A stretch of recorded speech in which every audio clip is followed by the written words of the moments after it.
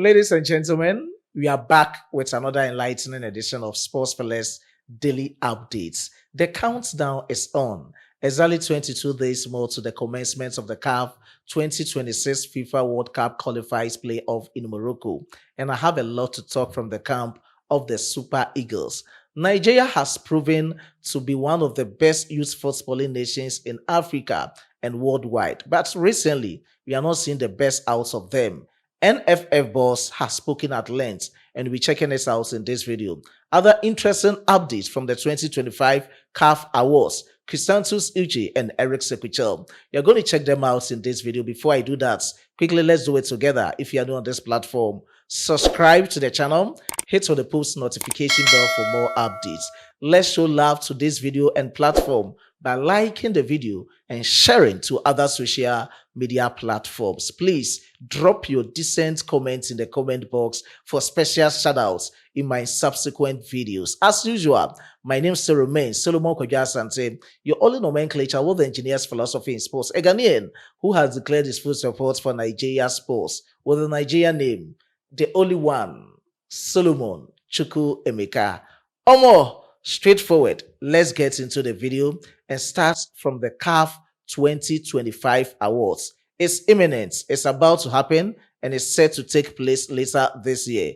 Venue and dates are yet to be communicated. We will apprise you if the details are being confirmed. And CAF has officially announced a complete list of nominees for the 2025 CAF Awards. Talking about the men's category, I've already reported to you about the women's category. And quickly, let me run you through. Before that, the theme of the CAF Awards is to celebrate the outstanding performances and achievements among our players, coaches, clubs, and national teams for both men's and women's categories. And let's go through quickly for the men's categories. Let me start from the Club of the Year.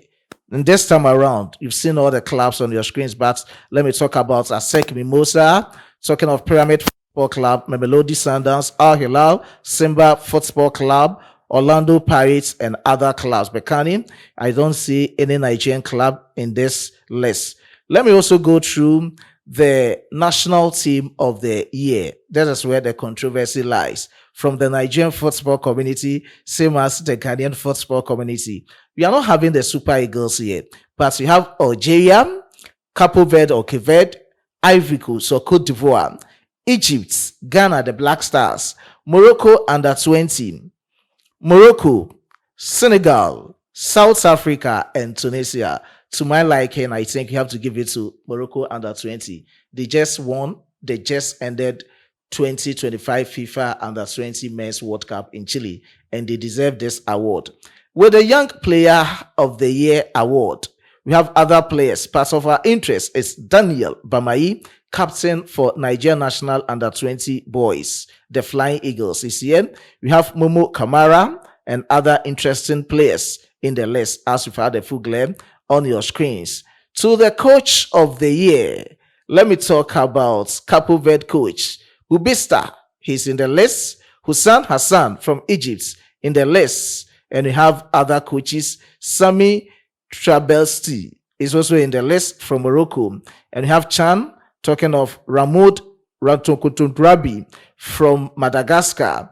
We have other coaches, and going through the list, I've seen Papi Tiao from Senegal. I've seen Walid Ragogi from Morocco, and other exciting coaches in the list. I know you can also go for who you think should be the best coach, but definitely I will give it to Mohamed Kouabi, the under 20 coach for Morocco. He deserves this award. Now, let me also talk about goalkeeper of the year. Andre Onana from Cameroon. We have Vozina from Cape Verde, and we have Ahmed Al Sani from Egypt.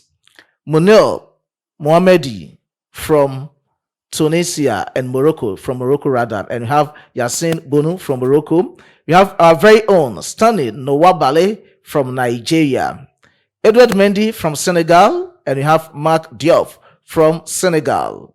We have Roland Williams from South Africa and Ian Dayen from Tunisia. So these are the players competing for the goalkeeper of the year. And the ultimate, as usual, is the player of the year.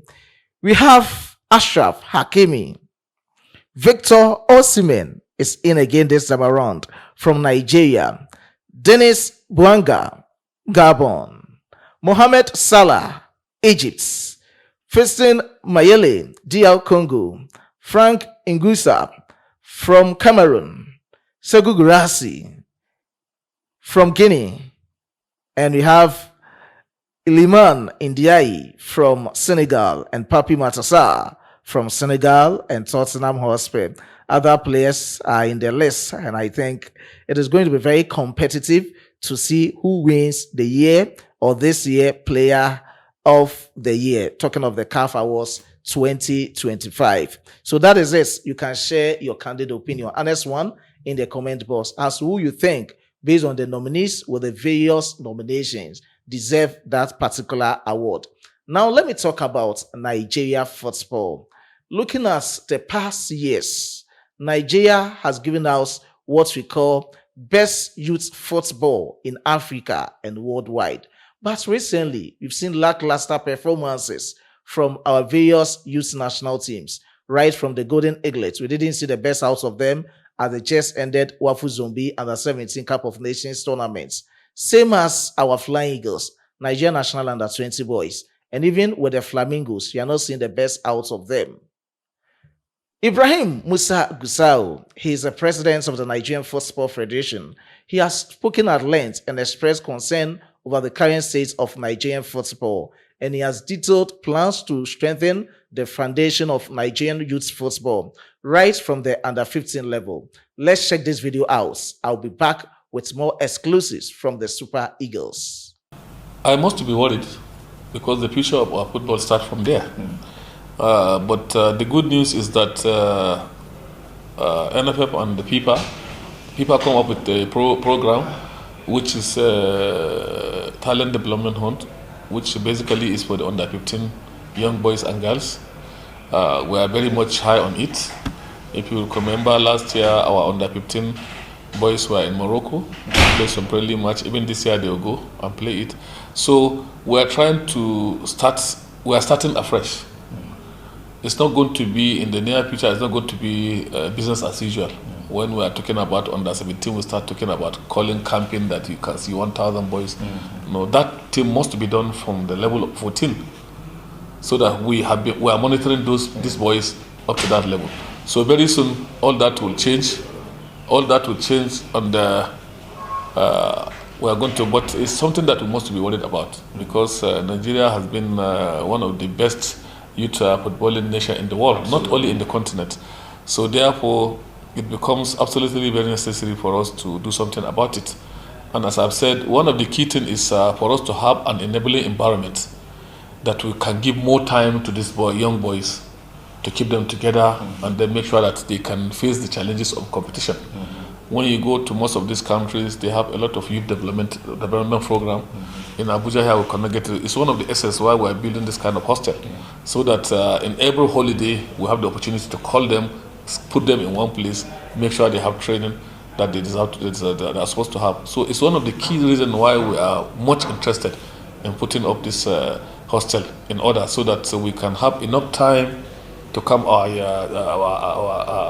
players, especially the youth teams, because they need more time for them to understand themselves and to understand the philosophy that the coach wants them to play, because they are all young boys and they are trying to learn.